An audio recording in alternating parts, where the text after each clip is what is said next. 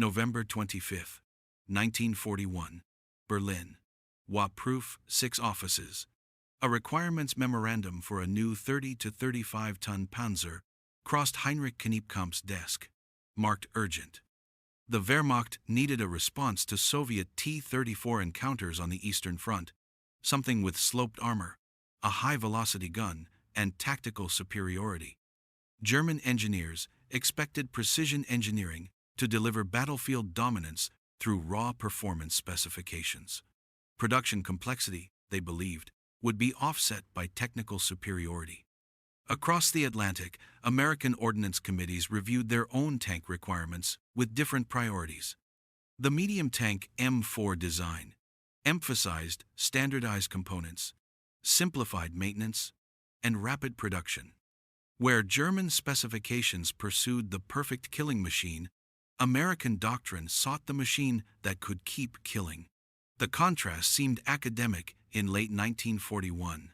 Within 3 years, these divergent philosophies would collide in the hedgerows of Normandy. One tank would fight until it broke, the other would fight until the enemy did. The difference would determine more than tactical engagements. It would shape the industrial arithmetic of victory. The story begins not with the first shot fired, but with the first blueprint drawn when two nations chose fundamentally different answers to the same question. German tank development accelerated dramatically after Operation Barbarossa revealed uncomfortable truths about Soviet armor.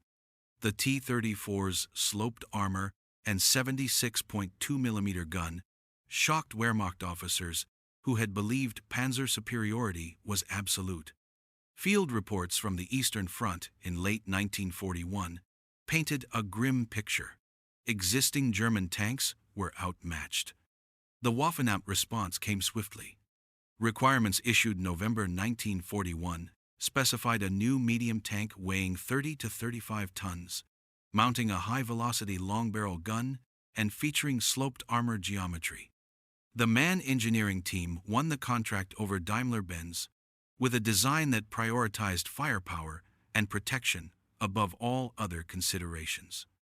The resulting Panzerkampfwagen V Panther embodied German engineering philosophy at its peak. The 75 mm KWK 42 liters 70 gun could penetrate 140 mm of armor at 1,000 meters, superior to any Allied tank cannon. Frontal armor sloped at 55 degrees reached 80 mm thickness, providing immunity against most enemy fire. The Maybach HL 230 P30 engine delivered 700 horsepower through a sophisticated transmission and interleaved road wheel suspension. Technical specifications impressed on paper. The Panther could destroy enemy armor at ranges where return fire proved ineffective. Frontal encounters heavily favored the German vehicle. Tank versus tank duels seemed destined to end in Panther victories. American design philosophy proceeded from opposite priorities. The Armored Force Board's medium tank M4 specification emphasized production efficiency, mechanical reliability, and logistical sustainability. Chief of Ordnance, Major General Charles M. Wesson stated the guiding principle clearly: ease of maintenance must be treated as a tactical asset. The Sherman employed the Continental R-975 radial aircraft engine in initial production, later standardized on the Ford GAA 8 inches, the M4A3 variant. The vertical volute spring suspension used simple, robust components that field mechanics could replace rapidly. The 75 mm M3 gun provided adequate anti-tank performance, while the design allowed quick upgrades to 76 mm weapons when needed. Production spread across 11 major manufacturing facilities from Detroit to California. Fisher Body, Chrysler, Ford, and Pacific Car and Foundry each produced Sherman variants using standardized blueprints and interchangeable parts. Assembly time averaged 10,000 to 12,000 labor hours per vehicle, 1/10 the German equivalent. The divergence was complete. German doctrine pursued overmatch through superior individual performance. American doctrine pursued victory through superior operational availability. Neither side yet understood how profoundly these choices would affect the coming battles. The summer of 1944 approached, with two tank forces shaped by incompatible visions of armored warfare. German planners expected technical superiority to dictate battlefield outcomes. American commanders counted on numerical superiority sustained by industrial capacity. Both assumptions would face testing in the Norman bocage. Industrial mobilization transformed theoretical designs into physical reality through vastly different production systems. The contrast between German complexity and American standardization emerged clearly once full-scale manufacturing began in 1942 and 43. The Detroit tank arsenal represented American mass production at its wartime peak. William S. Knudsen, former General Motors president appointed by Roosevelt to direct war production, implemented automotive assembly line techniques for Sherman manufacture. Multiple production lines operated simultaneously, each capable of completing 4 to 5 tanks daily. Chrysler's tank arsenal in Warren, Michigan, employed 25,000 workers across 3 shifts, operating 7 days weekly.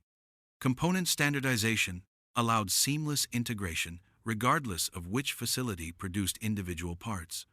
A transmission manufactured in Detroit fit perfectly into a hull assembled in Chicago. Spare parts inventories stocked identical replacements for the entire Sherman fleet. Total American production reached staggering volumes. From 1942 through 1945, United States factories delivered approximately 49,234 Sherman tanks across all variants. Monthly output in 1943 and 44 frequently exceeded 2,000 vehicles. Peak production in March 1943 reached 2,520 tanks, more than Germany manufactured in the entire first half of that year.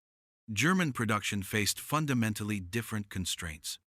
Panther manufacture began at Mann's Nuremberg facility in January 1943, expanding to Daimler-Benz in Berlin and Maschinenfabrik Niedersachsen-Hanover by mid-year. Each factory operated independently with limited parts commonality between production runs. Labor requirements proved crushing. Each Panther demanded approximately 150,000 labor hours to complete 15 times the Sherman equivalent. Skilled metal workers, already scarce in Germany's war economy, spent weeks on individual components that American stamping presses produced in minutes. The interleaved road wheel suspension alone required precision machining far exceeding American designs. Material shortages compounded manufacturing difficulties.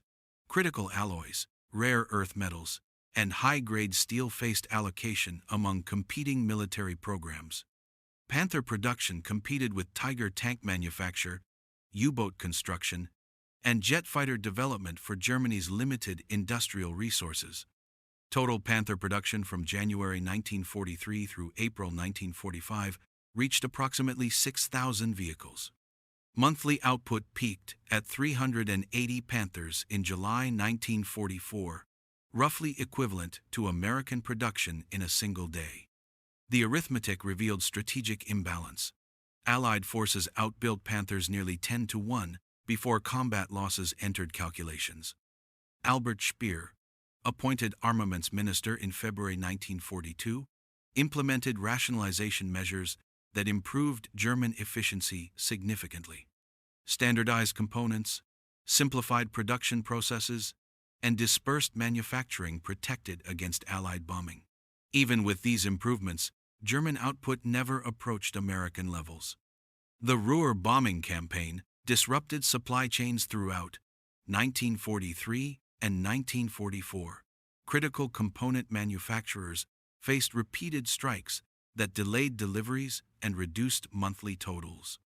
Rail transportation networks, targeted systematically by Allied air forces, struggled to move finished tanks from factories to frontline units. American production faced no comparable threats. Factories in Detroit, Chicago, and California operated without fear of bombing raids. rail networks transported thousands of tons of armor daily across a continent united by common purpose. Merchant ships carried completed tanks across both oceans in convoys protected by overwhelming naval superiority. The strategic implications crystallized during 1944 planning sessions. Allied logistics officers calculated that even assuming German technical superiority in individual engagements, numerical advantage, and sustained replacement capacity would prove decisive. Every Panther destroyed remained irreplaceable. Every Sherman loss could be remedied within weeks from depot stocks already in England. Production capacity had become an operational weapon.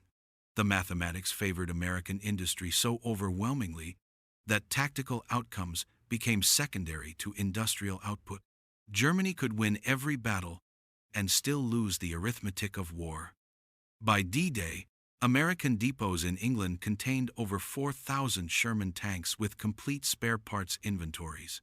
German forces in France operated fewer than 1,500 Panthers. Total many, already showing mechanical problems from rushed production and inadequate testing. The industrial preparation for Normandy invasion revealed which design philosophy would prevail when theory met reality. The morning of June 26, 1944, found British Royal Electrical and Mechanical Engineers inspecting an abandoned Panther near Caen. The tank stood intact, frontal armor unmarked, engine cold. An inspection sheet clipped to the turret listed the cause: final drive failure, vehicle immobilized. Nearby, American maintenance crews from 3rd Armored Division swapped a complete Sherman final drive assembly from depot stock in under 4 hours. The Normandy campaign's first weeks revealed that mechanical reliability often mattered more than ballistic performance. Panthers arriving in France after long rail journeys and road marches frequently broke down before firing their first shots. The HL-230 engine, powerful but temperamental, overheated under sustained operation. The sophisticated interleaved road wheels, brilliant in theory, trapped mud and debris that froze overnight, immobilizing entire companies. British REMA teams compiled detailed failure reports on captured and abandoned Panthers throughout July 1944.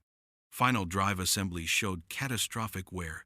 After average distances of 150 kilometers, 1/10 the Sherman's operational range before major maintenance. Transmission failures occurred with disturbing frequency, often leaving otherwise undamaged tanks stranded in combat zones. German maintenance doctrine assumed rear area workshops with specialized tools and trained technicians. Normandy's fluid battlefield conditions rarely permitted such luxury. Panthers requiring major repairs either waited days for recovery or were destroyed by their own crews to prevent capture. Each abandoned tank represented months of irreplaceable production capacity. American maintenance philosophy anticipated field conditions from the outset. Sherman final drive units came pre-assembled in sealed packages that mechanics could install using standard tools. Engine swaps required no specialized lifting equipment. Crews improvised using local materials and completed replacements within a day. Spare parts arrived in dedicated supply echelons that followed combat units closely. Operational readiness statistics documented the maintenance gap starkly. 3rd Armored Division maintained over 80% of its Sherman fleet in combat-ready status throughout the Normandy campaign. Panzerlehr Division, equipped entirely with Panthers and Panzer IVs, reported readiness rates below 50% by early July, despite suffering relatively light combat damage. The discrepancy grew more pronounced as operations intensified. American supply chains delivered replacement parts, complete engines, and whole vehicles faster than combat could attrit the force. German logistics, strained by Allied air interdiction and fuel shortages, struggled to keep existing Panthers operational. Each engagement reduced German effective strength regardless of tactical outcome. Heinrich Kniepkamp's elegant engineering had created a tank that performed magnificently when it worked. The complex interleaved suspension provided excellent cross-country mobility when it wasn't clogged with mud. The powerful gun could destroy any Allied tank when the transmission delivered power to the tracks. The sloped armor provided near immunity to frontal attack when the final drive held together long enough to reach combat. American pragmatism had produced a tank that worked reliably under all conditions. The Sherman's vertical volute suspension was mechanically crude but virtually unbreakable. The 75mm gun was adequate rather than excellent, but always functional. The armor was penetrable, but the tank kept fighting. Perfection had lost to consistency. British after-action reports from Operation Goodwood in July 1944 attributed over half of all Panther losses to mechanical causes rather than enemy action. German records confirmed the assessment. More Panthers were abandoned due to breakdowns than were destroyed in combat. The battlefield advantage had shifted from penetration tables to operational uptime. By August 1944, experienced Allied tankers understood the strategic reality. They couldn't match the Panther gun for gun in frontal engagements. They didn't need to. Every day their Shermans ran while Panthers sat broken, gave numerical advantage that technical superiority couldn't overcome.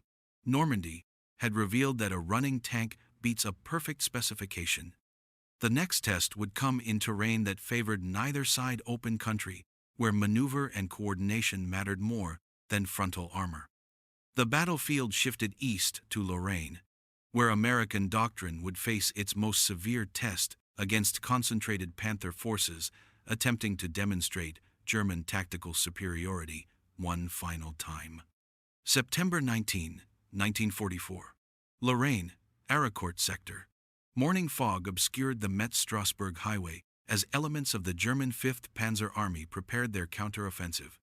The 111th and 113th Panzer Brigades, newly equipped with Panthers, planned to drive American forces back across the Moselle River and relieve pressure on the West Wall fortifications. German commanders expected their technical superiority to achieve decisive results in open terrain, favoring armor engagement. Colonel Bruce C. Clarke's Combat Command A of the 4th Armored Division had anticipated the German attack. Radio intercepts and reconnaissance reports provided tactical warning. Clarke positioned his Shermans in mutually supporting positions with attached tank destroyer battalions covering likely German approach routes.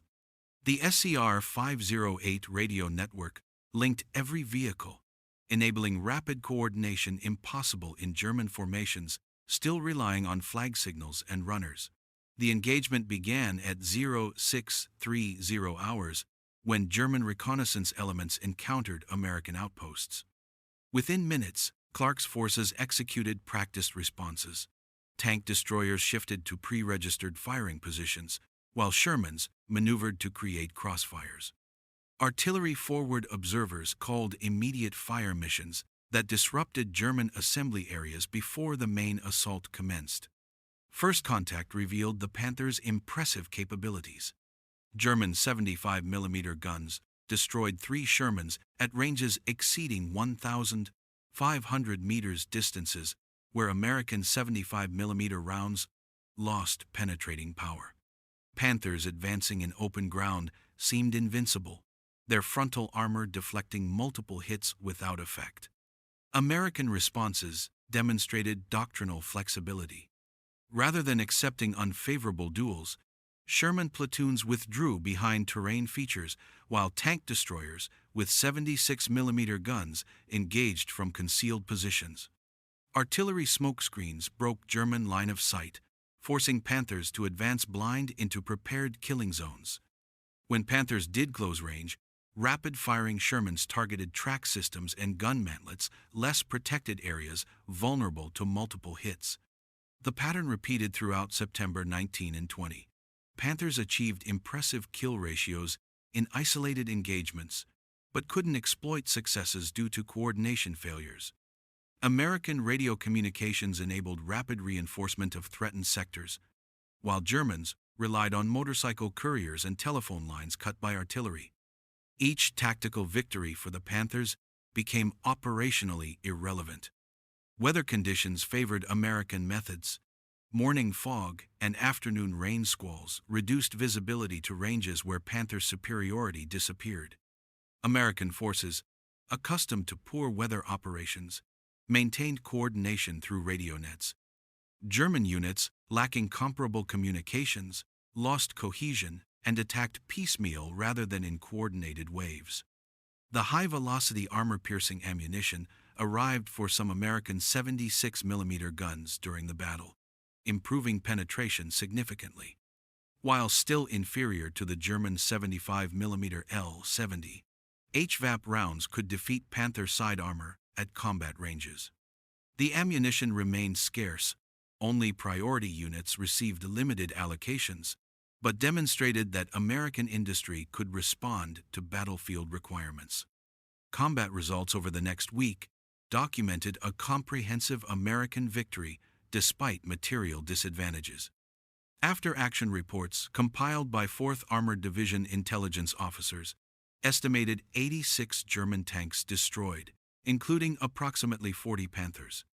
American losses totaled 25 Shermans and several tank destroyers, a favorable exchange ratio achieved through superior tactics rather than superior equipment.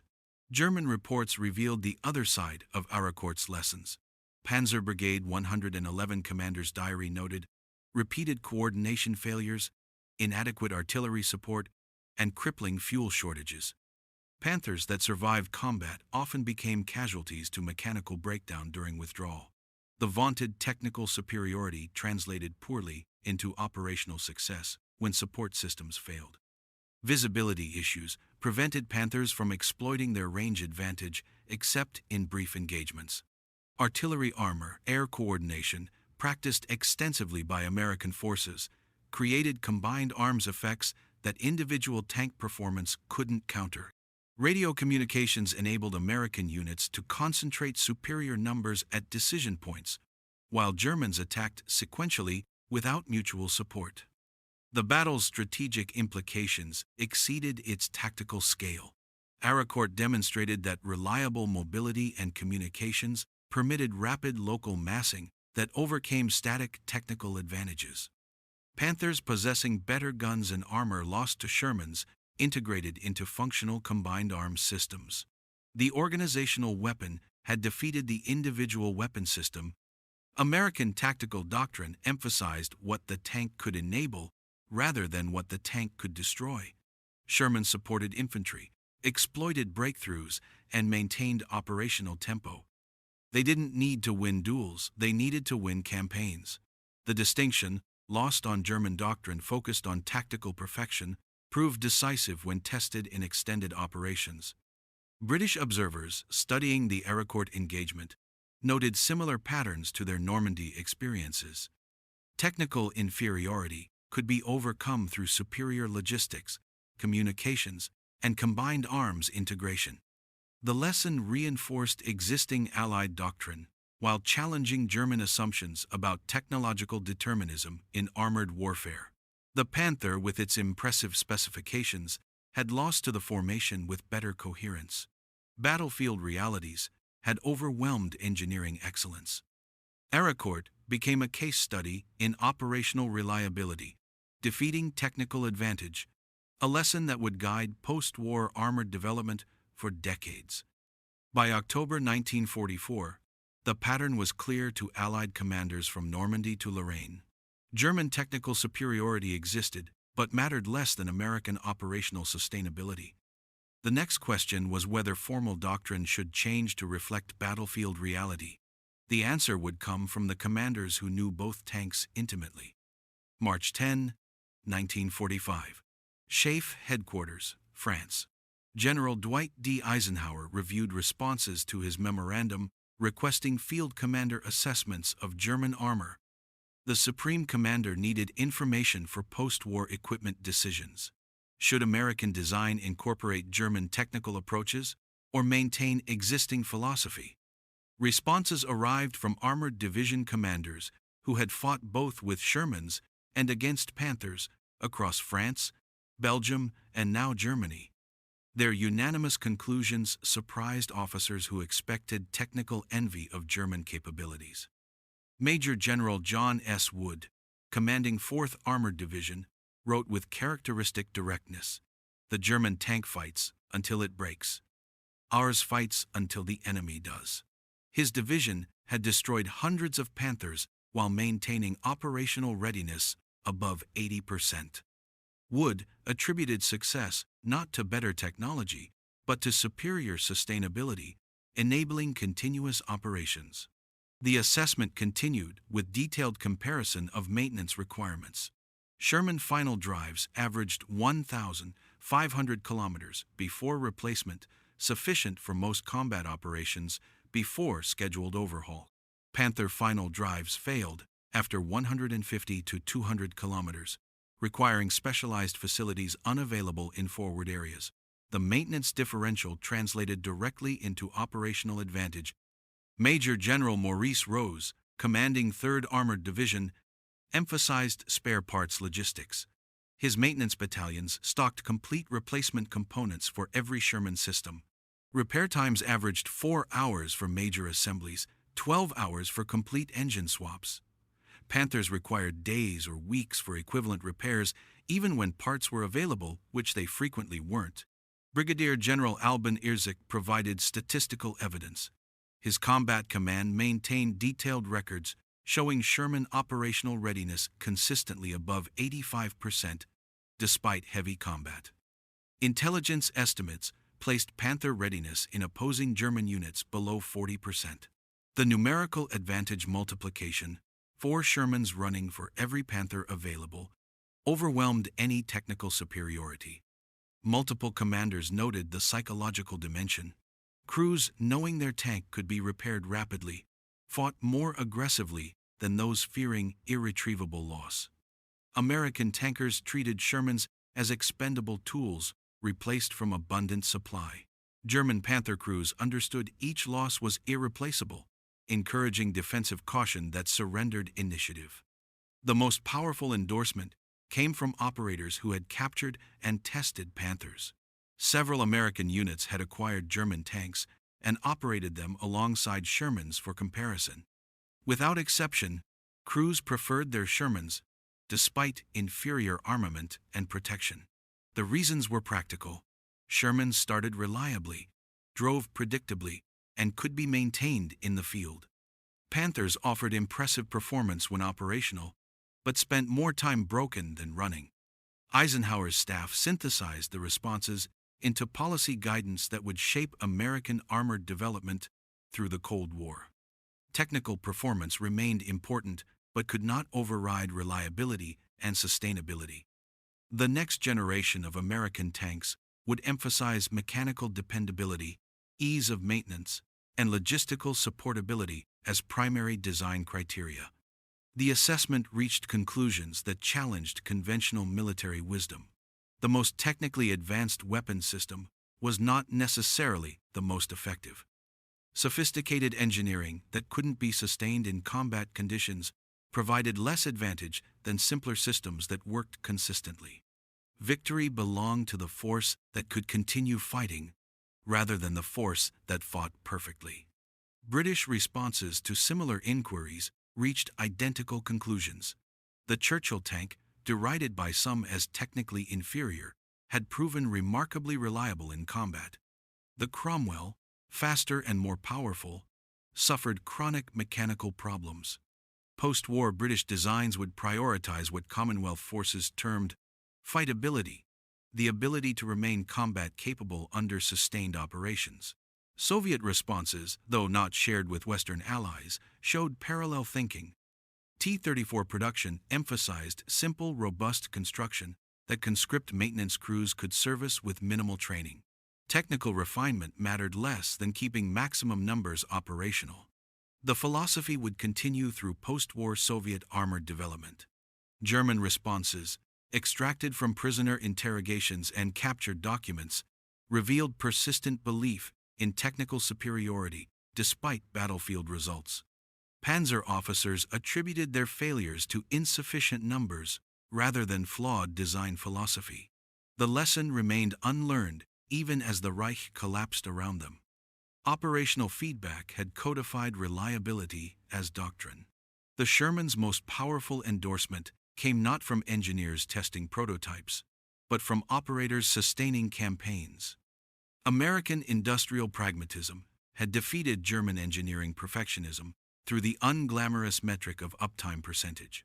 The implications would reshape armored warfare for the remainder of the 20th century. March 22, 1945. Oppenheim, Rhine crossing. American armored columns poured across pontoon bridges into Germany's heartland, supported by logistical systems delivering 700 gallons of fuel per tank daily.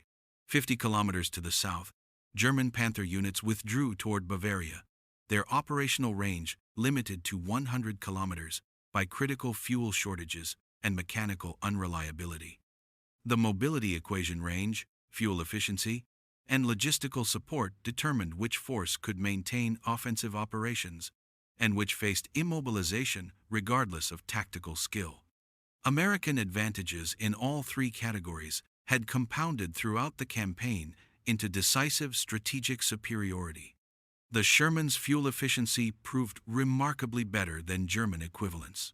The Ford GAA engine in the M4A3 variant consumed approximately 1.6 gallons per mile under typical operating conditions. Extended operational range reached 120 miles on internal fuel plus auxiliary tanks.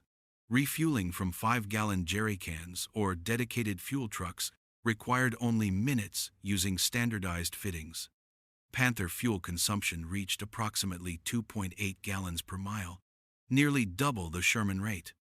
The HL 230 engine's power came at the cost of efficiency, requiring frequent refueling that German logistics increasingly couldn't provide.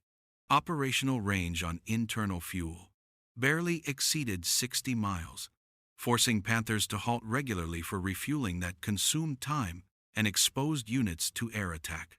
American logistical systems delivered fuel in quantities that German forces could barely comprehend. The Red Ball Express, operating from Normandy beaches to forward depots, transported millions of gallons weekly along dedicated highway routes. Fuel arrived in standardized containers compatible with every vehicle, unloaded by efficient quartermaster units, and distributed through established supply chains. German fuel shortages, chronic since mid-1944, worsened catastrophically during the final offensive. Synthetic fuel plants, targeted systematically by strategic bombing, operated at fraction of capacity. Rail transportation, disrupted by Allied air interdiction, couldn't move available stocks to combat units. Local shortages existed even when national reserves remained adequate, a distribution problem that logistics couldn't solve. The strategic implications appeared in operational orders. American commanders planned movements assuming unlimited fuel availability. Attacks could continue until enemy resistance collapsed or units needed rest. Exploitation phases faced no logistical constraints, only tactical considerations, limited advance rates. German operational planning factored fuel availability as the primary constraint. Each attack required careful calculation of fuel consumption versus available stocks. Defensive withdrawals considered whether units possessed sufficient fuel to reach prepared positions. Armor became immobile artillery when fuel shortages prevented maneuver. Combat examples documented the disparity repeatedly. 3rd Armored Division's drive from Remagen bridgehead to Paderborn in March 1945 covered 240 miles in 8 days. Fuel supply never constrained operations dumps established ahead of advancing units provided immediate refills. The operational tempo Panthers couldn't match even with unlimited fuel given their mechanical unreliability. Panzer Lehr Division's attempted counterattack near Kassel in late March illustrated German constraints. The division assembled 40 operational Panthers for the attack, impressive given overall readiness rates. The assault achieved initial surprise and destroyed several American vehicles.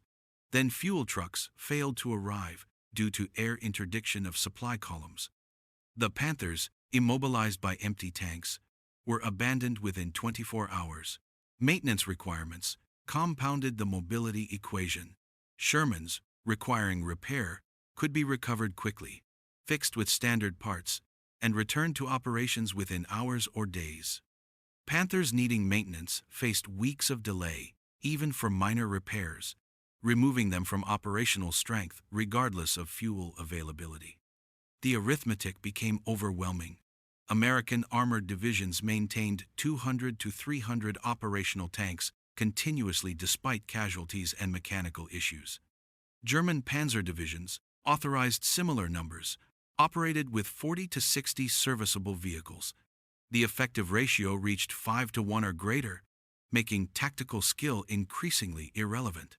British Commonwealth forces experienced identical patterns.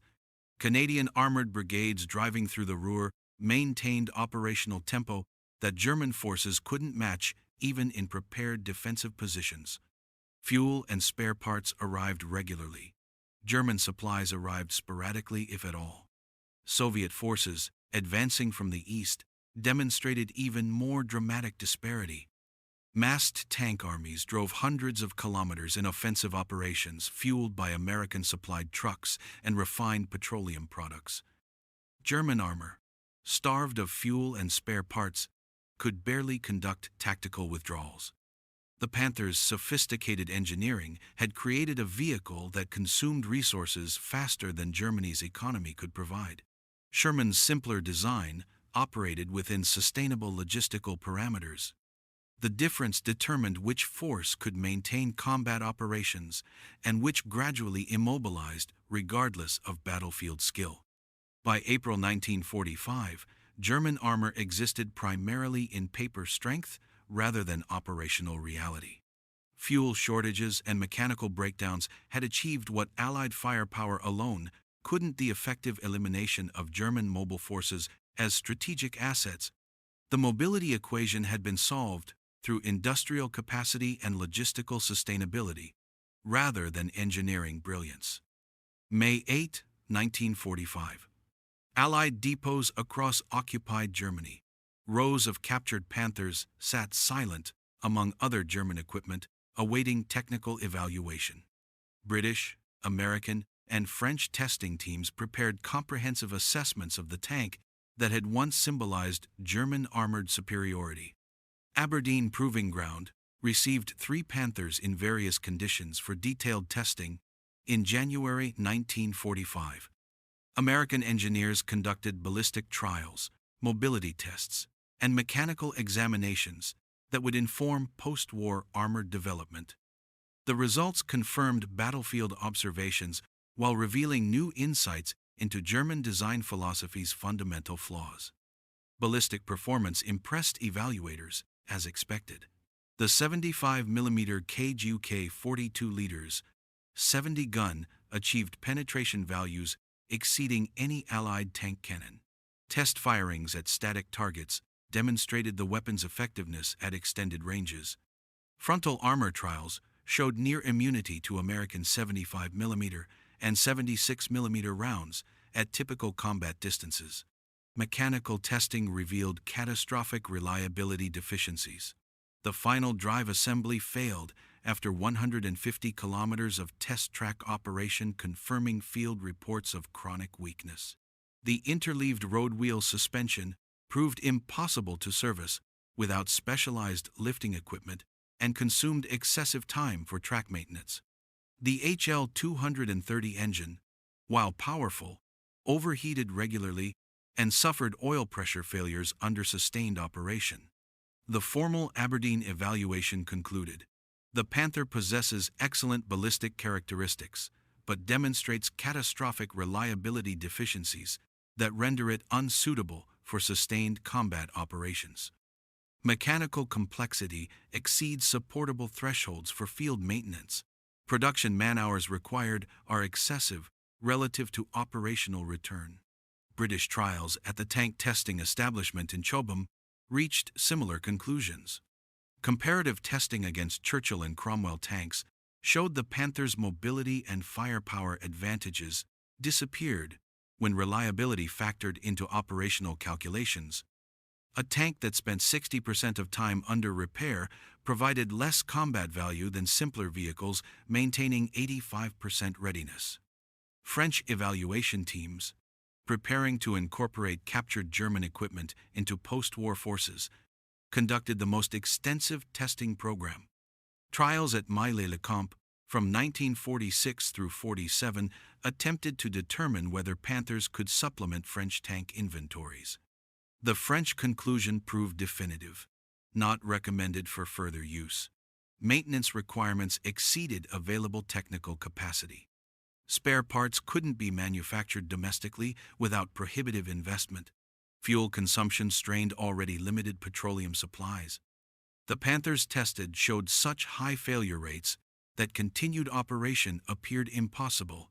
The Soviets, capturing hundreds of Panthers during their advance through Eastern Europe, reached the most pragmatic conclusion. Most captured vehicles went directly to scrapyards rather than service.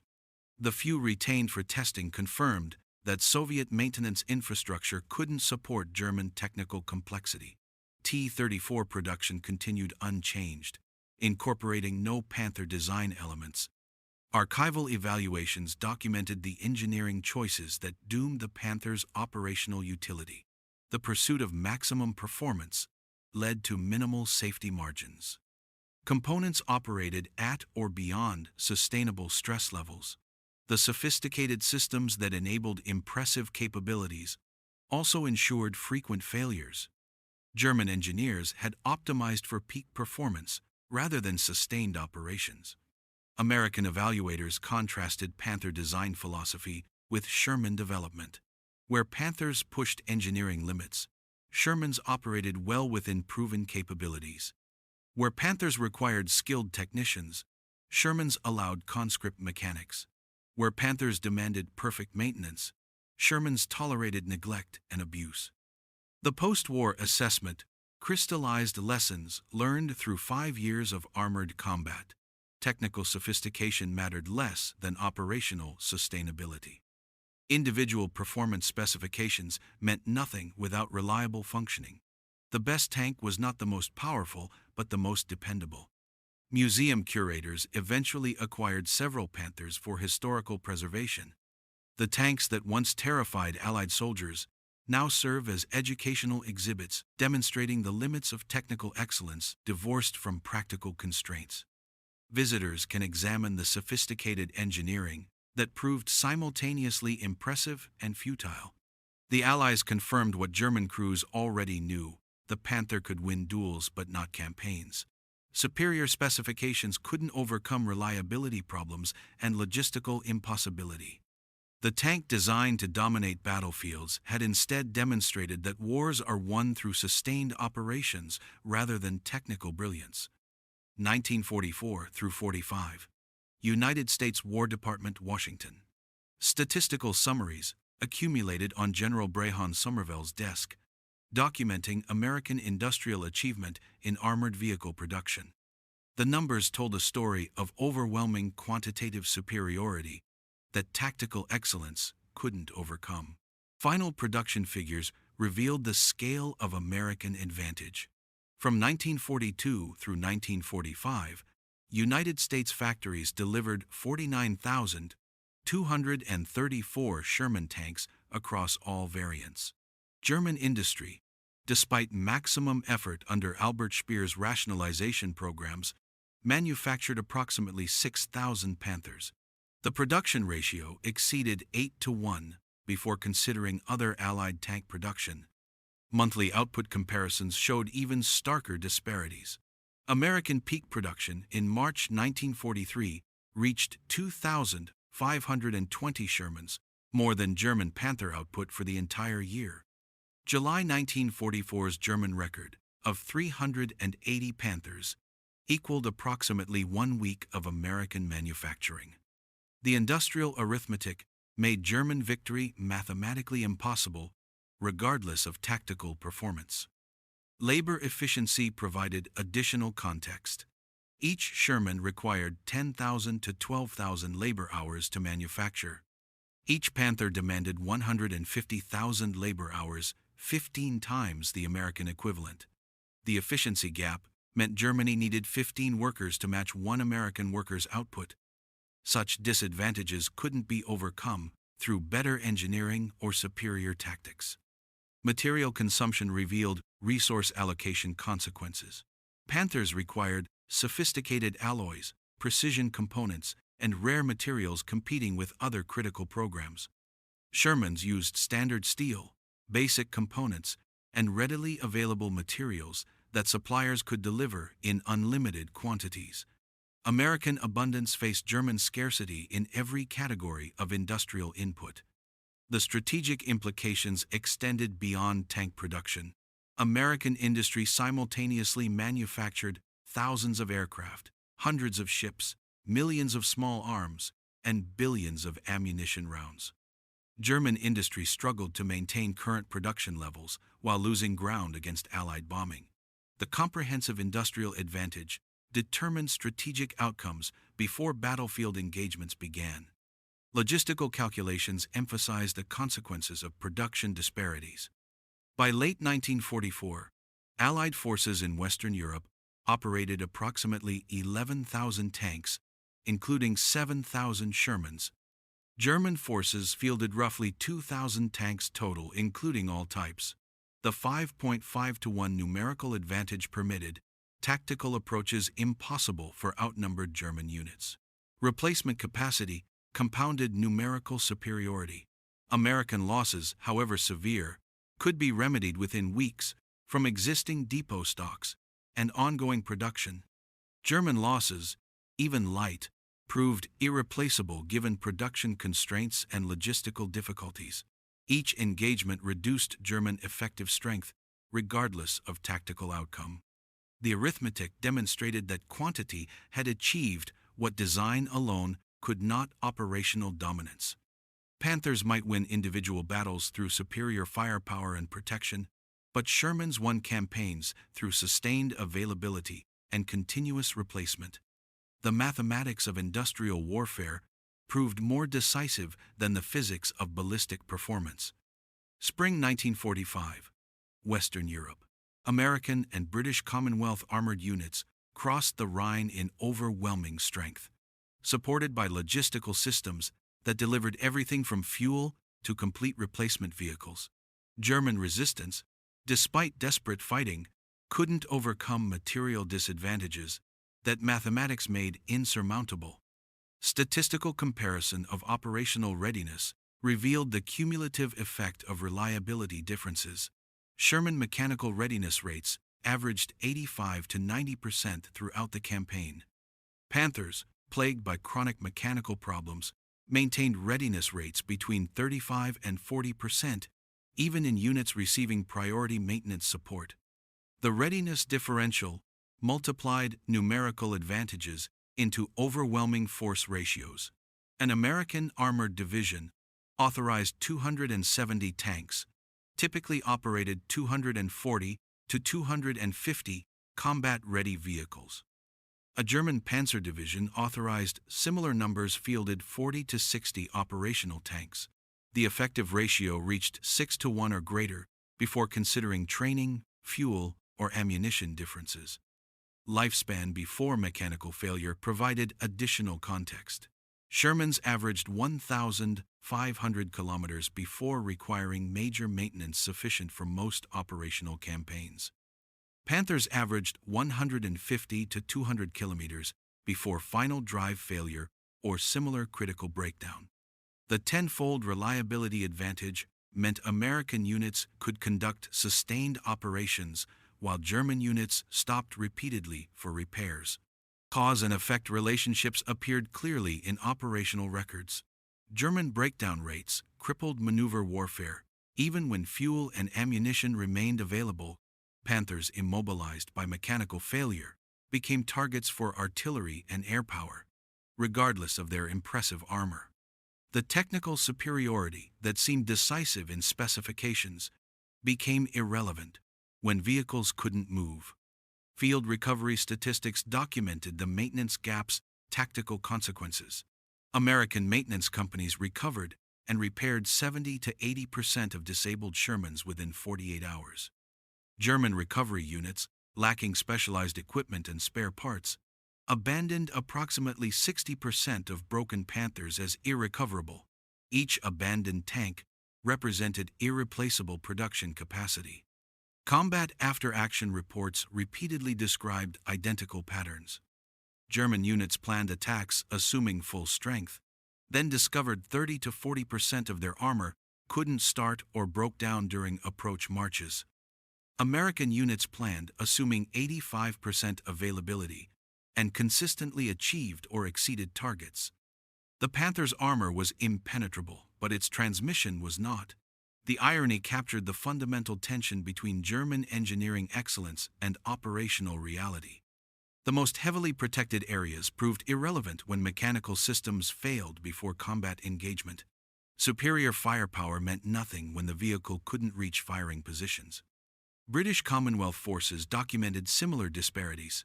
Canadian armored brigades, operating Shermans, maintained operational tempos that German panzer units couldn't match even in prepared defensive positions. The pattern held across all theaters, where Panthers faced sustained operations against well-supplied Allied forces.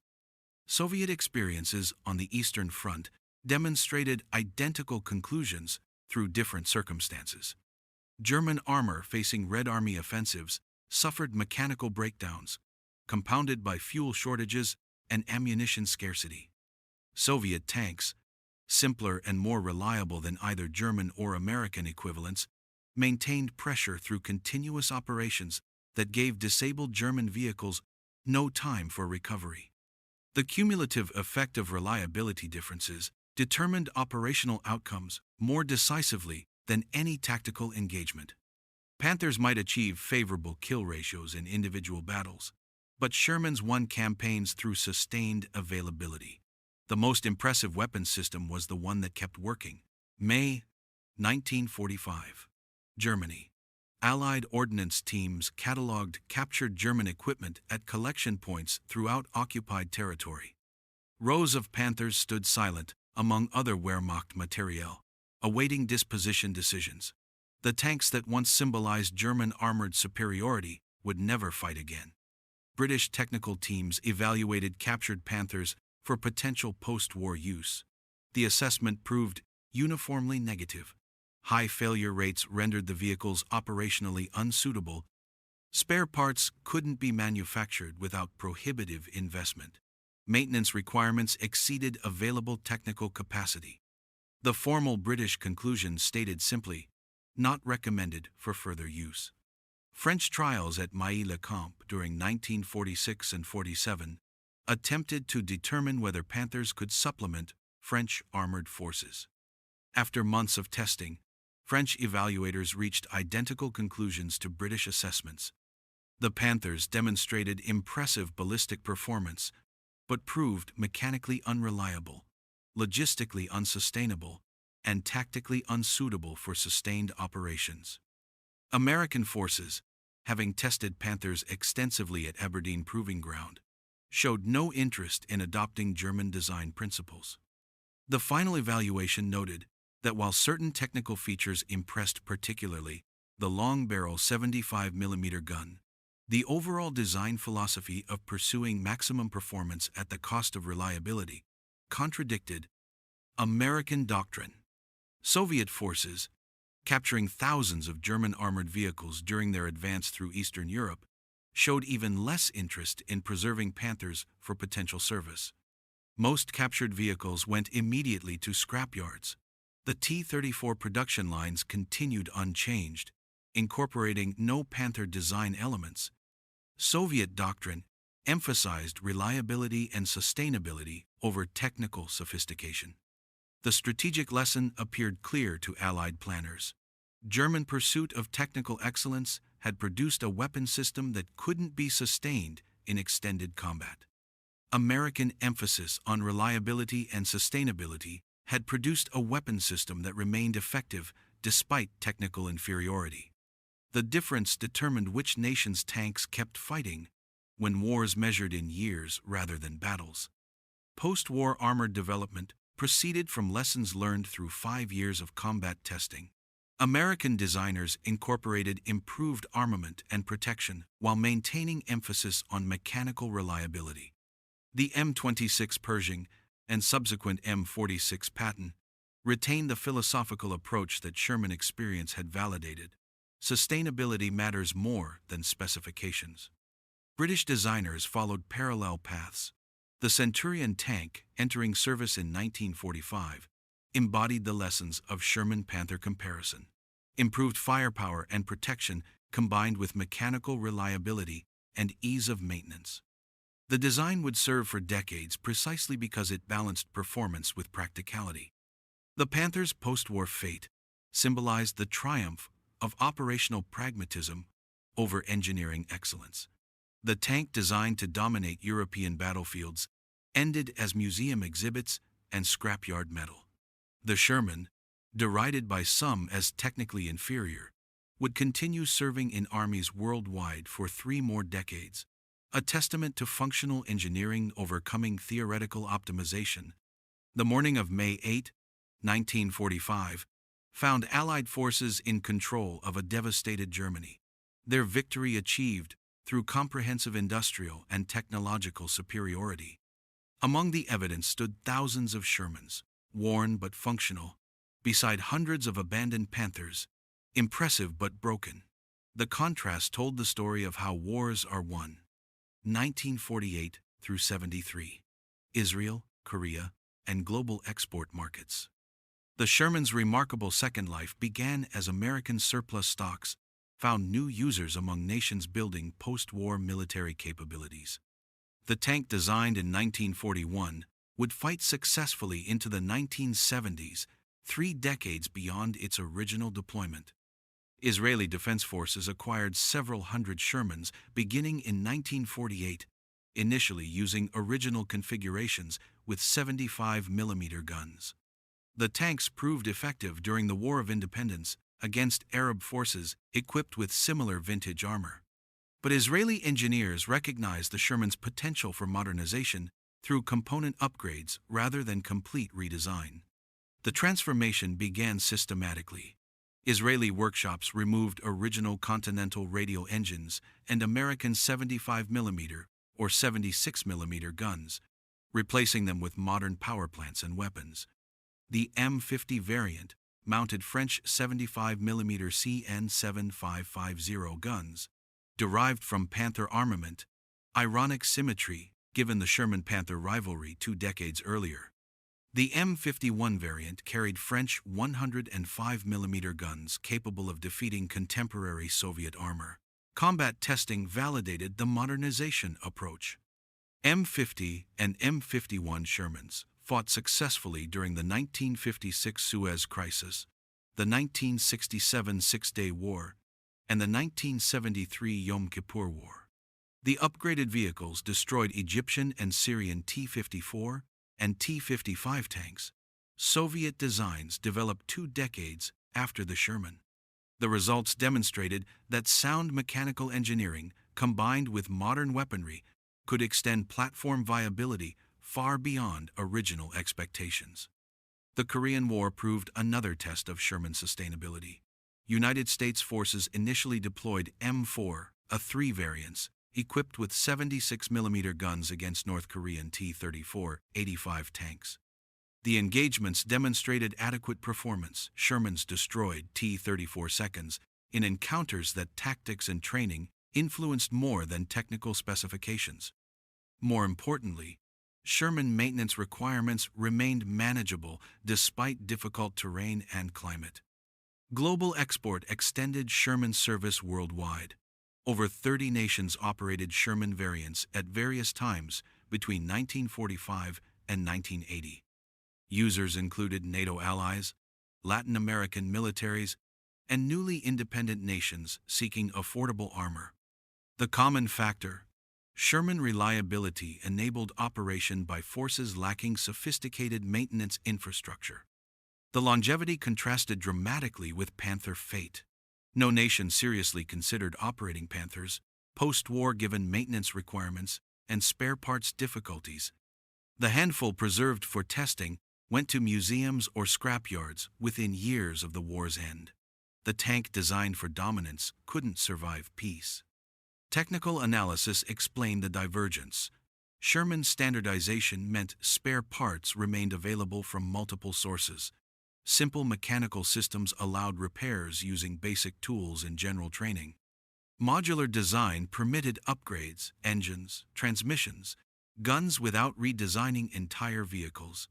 The qualities that enabled wartime sustainability proved equally valuable for peacetime longevity. Economic factors reinforced technical advantages. Surplus Shermans cost only the transportation and refurbishment expenses orders of magnitude cheaper than developing new designs. Operating costs remained manageable through simple maintenance and readily available parts. For budget-conscious military forces, the Sherman offered capabilities that new production couldn't match economically. The combat record through 3 decades demonstrated that functional design outlasted technical sophistication. Shermans equipped with modern guns could defeat contemporary armor. Reliable mechanics kept older tanks running when newer vehicles broke down. The platform designed in 1942 proved adaptable enough to face Soviet T-55 seconds in 1967, a testament to engineering pragmatism over theoretical optimization. Multiple nations converted Shermans to specialized roles beyond tank combat. Artillery observation vehicles, armored recovery vehicles, and self-propelled howitzers used Sherman chassis well into the 1980s. The mechanical reliability that sustained combat operations proved equally valuable for supporting roles that newer vehicles performed less effectively. Israeli military museums today display M50 and M51 Super Shermans alongside more modern armor. The exhibits celebrate not the original 1942 design, but its adaptability and longevity qualities that German engineering never achieved despite superior specifications. The Sherman's second life validated American design philosophy more conclusively than the original wartime service.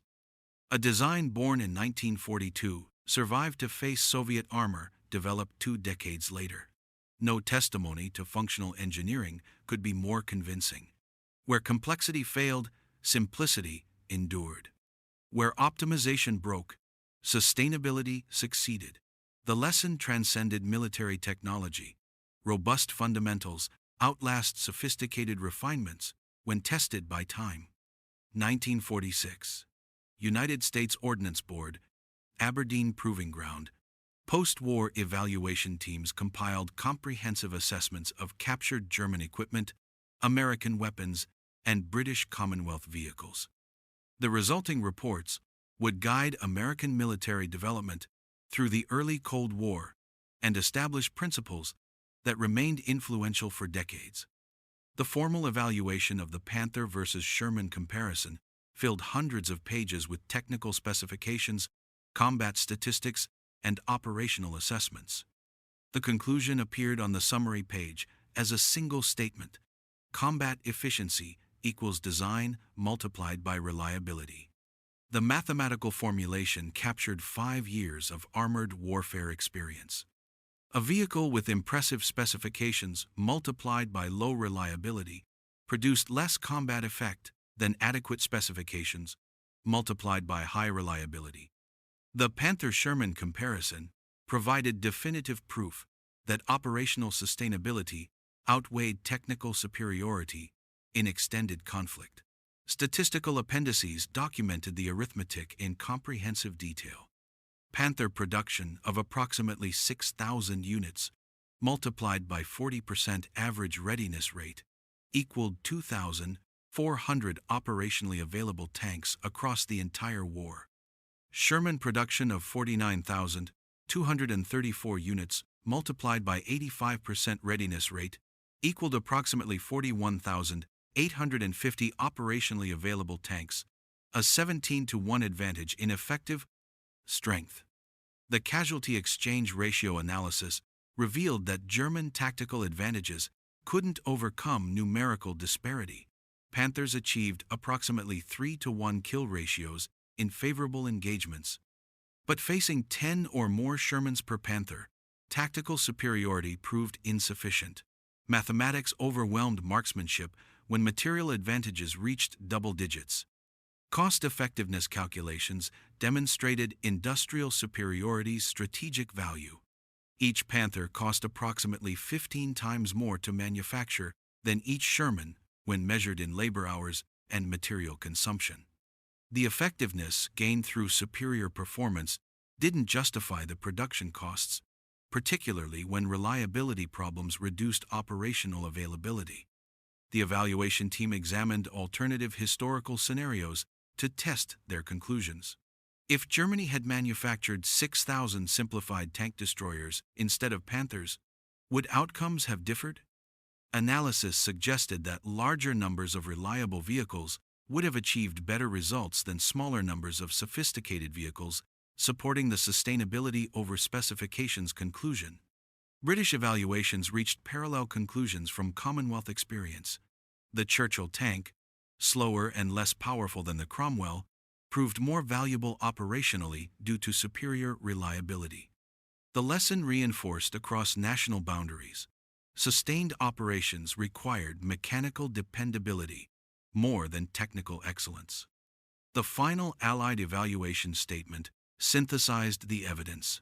The Panther represented technologically advanced design, unsuited to sustained combat operations. The Sherman represented efficient, adaptable design optimized for extended conflict. Superior production capacity combined with operational reliability defeated technical sophistication.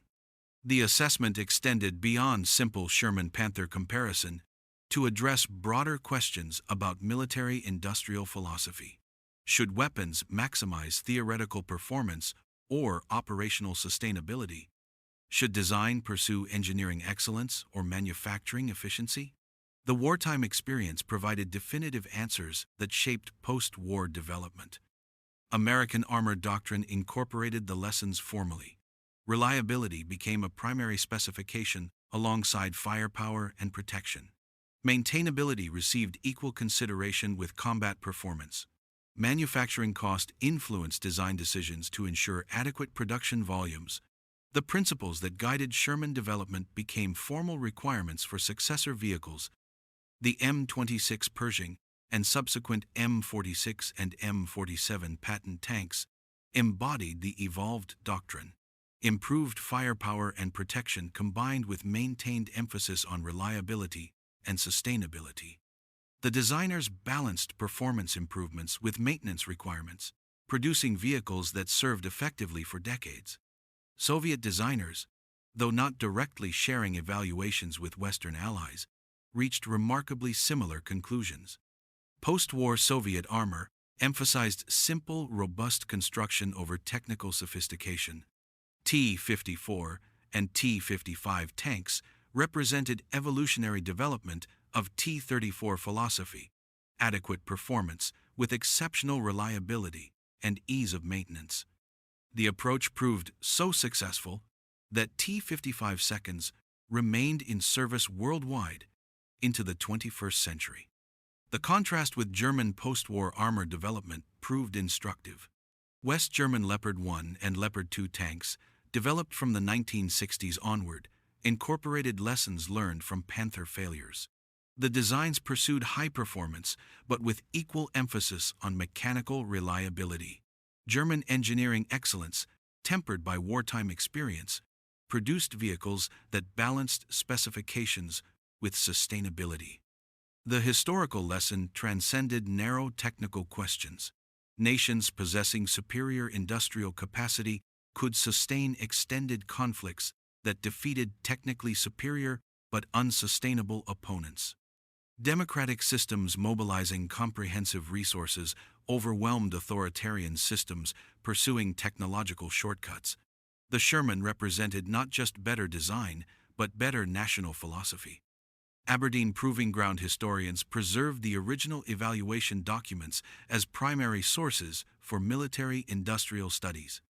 The reports demonstrated how empirical evidence could challenge conventional assumptions and reshape doctrine. The lesson remained relevant. Theoretical excellence matters less than practical effectiveness when tested by sustained operations. The closing paragraph of the original 1946 evaluation captured the fundamental conclusion. In 1945, the Allies did not win because their tanks were the best on paper. They won because their tanks kept moving. 3/4 of a century after the war's end, military historians studying armored warfare still reference the German Panther comparison as the definitive case study in sustainability versus specifications. Museum exhibits worldwide display both tanks side by side, allowing visitors to judge for themselves which design philosophy proved superior. The statistics remain compelling. Panthers averaged 150 kilometers before catastrophic mechanical failure. Shermans averaged 1,500 kilometers, 10 times the reliability. Panthers required 150,000 labor hours to manufacture. Shermans required 10,000 to 12,000 hours, 1/10 the production cost. Panthers achieved 80% effectiveness rates when operational. Shermans achieved 30% effectiveness rates, but remained operational 85% of the time.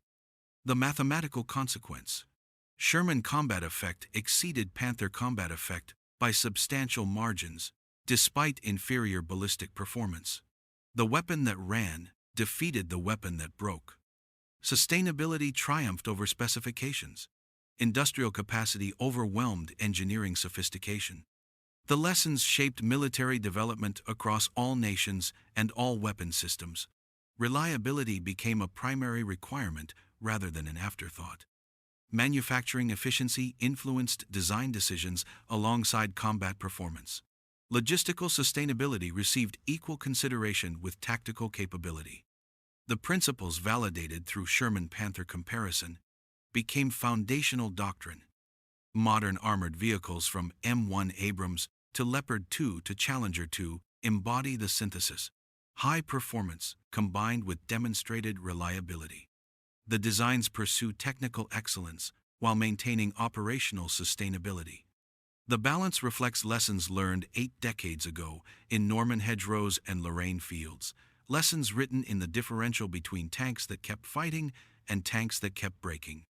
If you value fact-based military history grounded in original documents and engineering evidence, the German Panther comparison offers definitive insights into how industrial democracies defeated military dictatorships through comprehensive advantages extending far beyond battlefield tactics.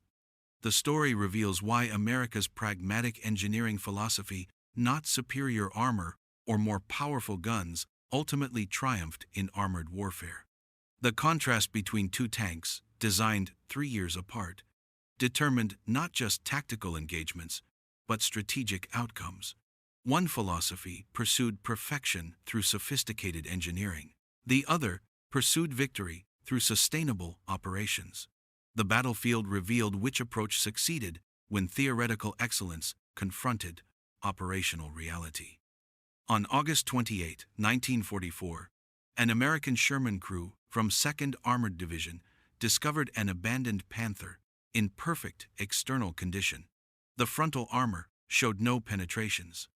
The gun remained functional. The engine compartment revealed the truth: seized final drive assembly after mechanical failure. The crew photographed the vehicle and continued their advance. The image captured the war's central lesson. The tank with better armor, better gun, and better protection sat immobilized beside the road. The tank with adequate armor, adequate gun, and adequate protection kept moving toward Berlin. Victory belonged not to the best specification, but to the functioning weapon system. 80 years later, both tanks survive in museums worldwide. The Panther impresses visitors with its menacing profile and powerful gun. The Sherman draws attention through its honest, workmanlike design. Most visitors admire the Panther's engineering. Fewer understand why the Sherman won. The numbers explain what appearances cannot. 49,000 Shermans versus 6,000 Panthers. 85% readiness versus 40% readiness. 1,500 kilometers range versus 150 kilometers range. 10,000 labor hours versus 150,000 labor hours. The mathematics proved more decisive than the physics. In 1945, Allied forces did not prevail because their tanks dominated in technical specifications. They prevailed because their tanks kept moving when enemy vehicles stopped. The lesson transcends World War II. Sustained operations defeat perfect weapons. Reliability overcomes sophistication. Industrial capacity overwhelms technical excellence. Democracy's organizational advantages prove decisive when confronting dictatorship's tactical efficiency. The Sherman and Panther comparison stands as history's definitive test of competing design philosophies. The verdict, written across European battlefields from Normandy to the Elbe, remains unambiguous. The tank that keeps fighting defeats the tank that fights perfectly.